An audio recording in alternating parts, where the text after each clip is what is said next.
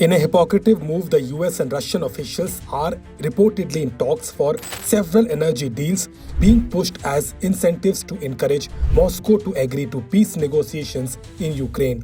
The development comes weeks after US President Donald Trump threatened additional 25% tariffs on India for buying Russian oil, duties that would take effect on Wednesday, taking the total tariffs on Indian imports to 50%.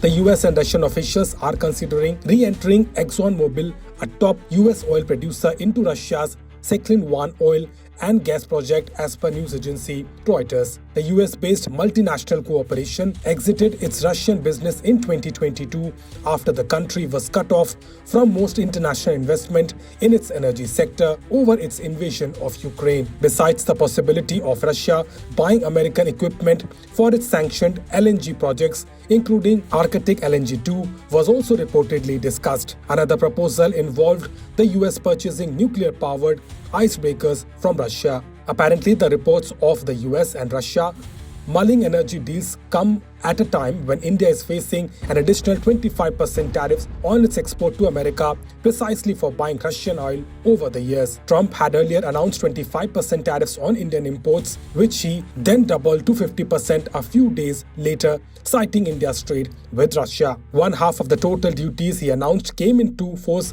early this month, and the remaining took effect on August 27. The US on Tuesday outlined its tariff plans for India in a draft notice published by the Department of Homeland Security, indicating that Washington was willing to push ahead with the 50% duties it threatened. Discussion on potential energy deal, a top US oil producer re-entering Russian markets, and Russia planning to buy equipment for its sanctioned LNG projects reportedly took place earlier this month when US envoy Steve Witkoff was in Moscow.